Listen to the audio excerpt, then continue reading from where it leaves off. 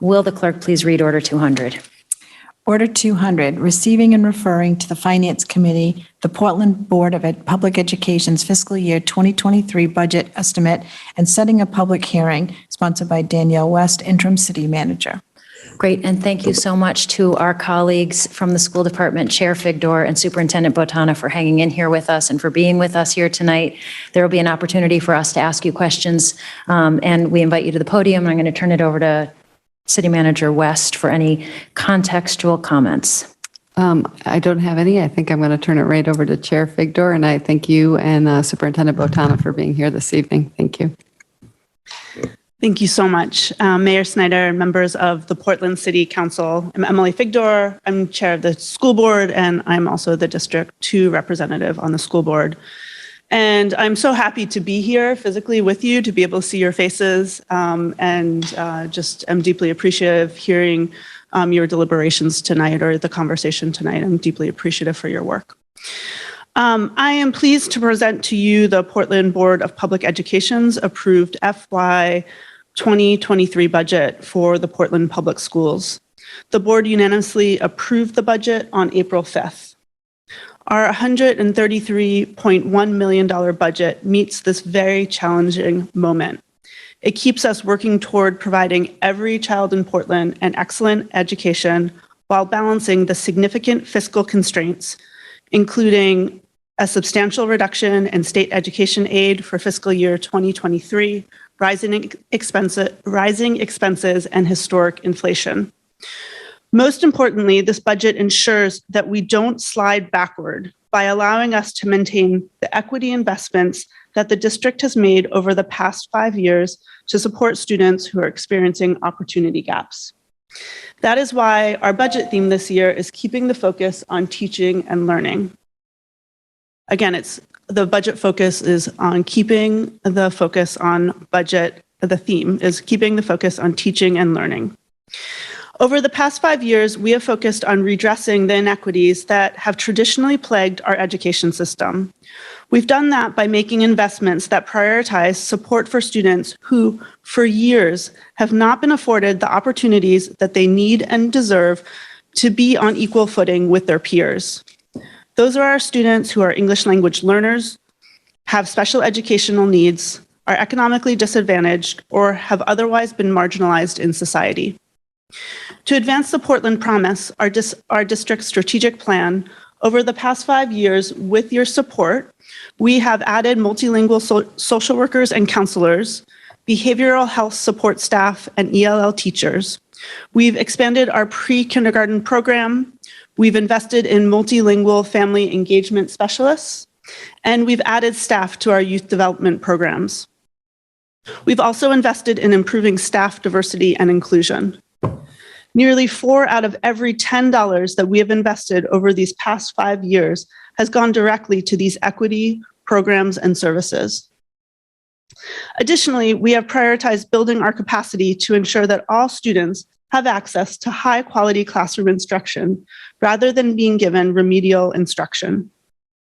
The challenges of the COVID-19 pandemic, however, have slowed our ability to move forward with some of this work.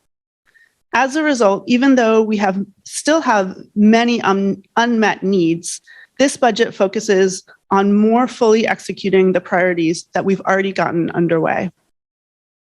As we do every year, we face considerable fiscal constraints, exacerbated by the fact that our core sources of funding are limited to just 2: state funding and local property taxes.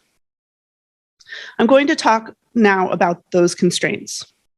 As Portland's property values soar, our share of state funding declines. That's because we have a state school funding system that assumes that property-rich communities like Portland can afford to pay a larger local share of their education costs. So even though Governor Mills is dedicating more state funding to public education than ever before, for fiscal year 2023, we expect our state funding to decline by $2.6 million. In addition, we face the added challenges of historic inflation and also a job market disrupted by the pandemic. The annual consumer price index has risen somewhere between 7% and 8% this past year. That escalation in prices is reflected in the cost of many of the goods and services that we procure. And in today's job market, we have been challenged to fill key positions, resulting in outsourcing some functions, such as transportation, facilities, and some central office functions. To meet the increased cost of living expenses that our hardworking Portland Public Schools staff are facing, we recently settled our contract with the bargaining unit representing our secretaries and our transportation, custodial, food service, technology, and maintenance workers, with an increase in the range of 6%. We're currently negotiating with our other bargaining units, including the largest union representing our teachers and specialists. Lastly, we have begun renovating the 3 remaining schools in the buildings for our future bond, approved by Portland voters in a 2017 referendum.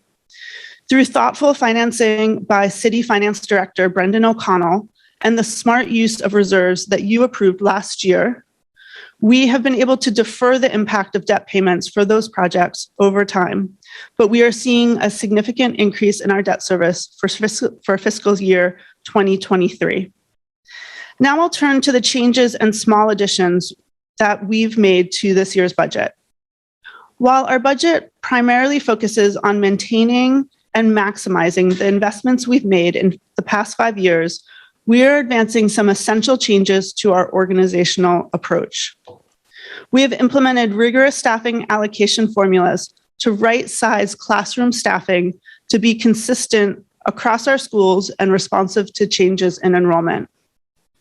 We're making a few new investments as well. Most of these have dedicated funding streams. We're adding one additional pre-K classroom, which means that we will need to add 2 classrooms next year to meet our 5-year plan to make high-quality pre-K available to all Portland children who otherwise wouldn't have access to it. We're devoting dedicated career and technical education reserves to support the staffing needed to create opportunities for our Latinx students to participate in PAS programming. We're also restructuring our library programming to prioritize increasing the number of full-time certified librarians in our elementary schools to support our content-based literacy work. We're reallocating hourly staffing funds to create a certified teacher position at Portland Adult Education. And we're adding an educational technician to support the new state mandate that we provide educational services for students with special needs until they're 22 years old.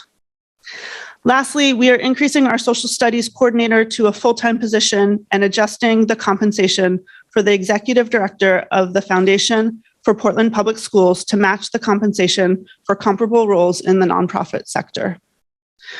All told, this budget balances the needs of our students and staff with the financial pressures so many are experiencing right now. Our board-approved budget calls for a 4.1% increase in the school portion of the tax rate. This reflects a 5.2% increase in expenditures, resulting in a $133.1 million budget, up $6.6 million over this year's budget. It requires an increased investment of $4.8 million from local taxpayers. To achieve that, we will need to raise the overall school tax rate by 28 cents for a total tax rate of $7.05 per $1,000 valuation. It increases the school portion of the annual tax bill for the median family home valued at $365,000 by $102.20, or about $8.50 a month. On behalf of my colleagues on the board, I ask you to join with us in supporting this budget and send it to Portland voters for final approval on June 14th. The Portland community consistently makes clear at the polls year after year that we are a community that believes deeply in the importance of public education and also in making that education equitable. This budget reflects those values. It reflects our city's values.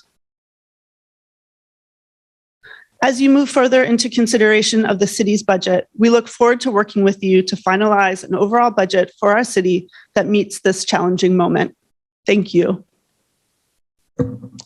Thank you, Chair Figdor, very much for being here with us and the superintendent as well. And I know you'll stick around in the event there are questions or anything that needs clarification. But in the moment, we're going to go directly to public comment to see if there's any public comment on this motion to receive and refer the school budget. And the first hand up on Zoom is Jim Hall. Oh boy, Jim Hall from District 1. Thank you. And at a high level, what I heard was we added this, we've increased that, so we want more money. And I don't know. Our schools form one department among what, 18 or something? And I know state statute happens to force you, the council, to treat that department separately. Jim, I'm sorry to interrupt you. Yeah. But tonight, what we're talking about is the receipt and the referral of the budget, not the budget itself. So if you could focus your comments on the receipt and referral, I'd appreciate it. I don't know what that means, so I'll say that I think you should send this back to them to look for cuts, just like every other department has to. Thank you. Thank you. Yeah, so for clarification, we will have opportunities to get into the content of the budget, but tonight what we're talking about is the council's action to accept the school district budget and to refer it to our finance committee. Are there any other folks who would like to provide public comment tonight? I don't think I've got anyone here in council chambers. I have no hands up on Zoom. So I'm going to close public comment and I'm going to come back to the council looking for a motion to receive and refer. Move passage. Second. Councillor Ali, a second by Councillor Zarro. Wonderful. Do we have any council discussion, questions, or comments?